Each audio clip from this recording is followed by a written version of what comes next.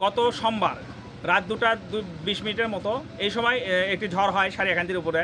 সারিয়াকান্দির বিভিন্ন স্থাপনাই নষ্ট হয়ে যায় এবং বিভিন্ন ব্যক্তিগত স্থাপনাও নষ্ট হয়। ব্যক্তিগত অনেকের বাড়ির ঘরের উপরে গাছ পড়ে, তারপর হচ্ছে এমনিতেই ঝড়ের কারণে বাতাসের কারণে ভেঙে পড়ে যায়।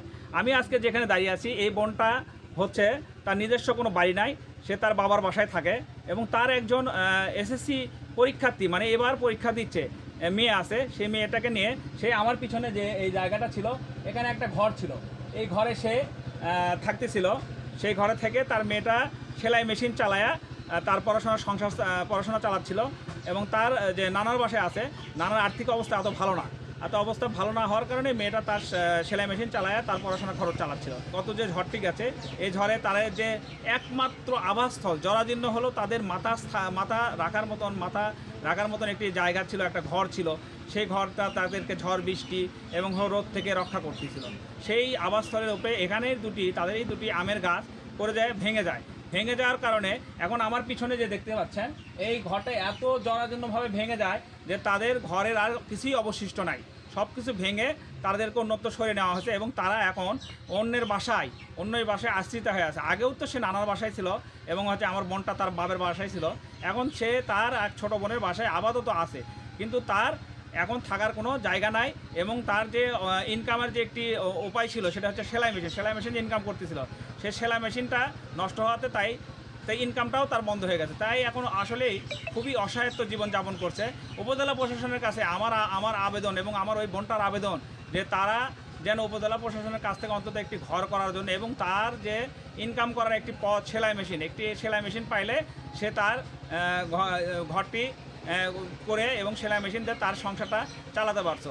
আশা করি যারা সমাজের বিত্তবান মানুষ যারা এই ভিডিওটা দেখবেন, তারা যদি একটু সহযোগিতা করেন এবং উপজেলা প্রশাসন ইউনো মহোদয় যদি তাদেরকে একটু সহযোগিতা করেন, তারা হয়তো ঘুরে দাঁড়াতে পারবে। তাদের এই সংগ্রামী যে জীবনযাত্রা, সংগ্রামী যে জীবন, এই জীবনের যেন তাদের পাশে উপজেলা নির্বাহী অফিসার একটু থাকেন। তাদের যে ঘটনাগুলো ঘটছে, আসুন তাদের মুখে শুনি। গত সোমবারে রাত 2:20 বুঝছেন, মানে মধ্যরাতে আমি তো ঠিক পাইনি, অসুস্থ শরীর, মেয়ে চিল্লাচিল্লি করার পরে দেখতেছি যে দূরে দূরে বিদ্যুৎ চমকাচ্ছে। তার কিছুক্ষণ পরে এই কাত ঘুরছি, ডাইন কাতে ঘোরার পরে মেয়ে মানে কান্দে উঠে আমার গলা ধরলো। এদিকে কাত থেকে সামনের দিকে দেখি ঘর ভেঙে মুখের উপরে একবারে পড়ে গেছে। তখন তো কান্দাকাটি মেয়ে বলতেছে, মা তুমি বাড়াও, আমি করছি তুই বাড়াও। তো ওইটা বের হওয়ার মতো প্রস্তুতি নেই। যখন একটু বিদ্যুৎ চমকায় আলো দেখা যায়, আন্দার কুটকুটে ঘরে এরকম ধরে আইছি। ছাড়ে দিলে তো যদি আবার একবারে মুখের সাথে পড়ে যায়, ভয়ে দেয়নি। তারপরে আমার আব্বা 2:30 ডাকি সেই রকম জোরে জোরে চিল্লাচ্ছে, ঝড়ের মধ্যে বোঝাও যাচ্ছে না। তারপরে ওরা মনে করছে মারাই গেছে, কোনো শব্দ পাচ্ছে না হিসেবে। তারপরে চিল্লি করে যখন আমার পেলো, তখন আমার মেয়ে বলতেছে তোরা হাতটা আগে দি বাড়া। তখন কিছুটা টিন ফাঁক করে দিয়ে অনেক চেষ্টা করে বাতাসের মধ্যে আমার মেয়েকেও টেনে বের করছে, আমাকেও বের করার সাথে সাথে ওটা আবার মেকআপ খাইছে, একা লেগে হয়ে গেছে। তো এই ঝড়ে আমার বাড়ির যায় জিনিস অর্ধেক নষ্ট হয়ে গেছে, অর্ধেক আমার আব্বারও ঘর ছিল, আমারও ছিল, তারই ঘর। এখানে আমি আইছিলাম, মোটরও ভেঙে গেছে, আমার হচ্ছে রেক মেশিন ভেঙে ঘুরে হচ্ছে, একটা সেলাই করছিলাম সেই মেশিনটাও ভেঙে গেছে, রেক ভেঙে গেছে, গ্যাসের চুলে অনেক কিছু নষ্ট হয়ে গেছে, পাল্লা হারি একা লেগে গেছে।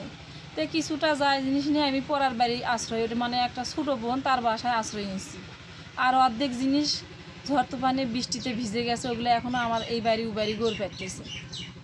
এখনও আমি ঠিকভাবে একটা ঠাঁই পাইনি, মানে আমার মাথার উপর যে ঘরটা ছিল, বাবার এই ঘরেই ছিলাম, এখন ঘরটা ভেঙে যায়, এখন আমি কোথায় যাব কি করব বুঝতে পারতেছি না। মেয়েটাকে নিয়ে আমার থাকার মতো যদি একটা প্রস্তুতি করে পেতাম তাহলে অনেক উপকার হতো। ইউনিও মহোদয়ের উপর আমার একটা আবেদন, সেগুলো একটা ঘর করে দিত, অনেকেই তো পায়, তার উপকার আমরা যদি একটু পেতাম তাহলে মাথার উপরে একটা থাকার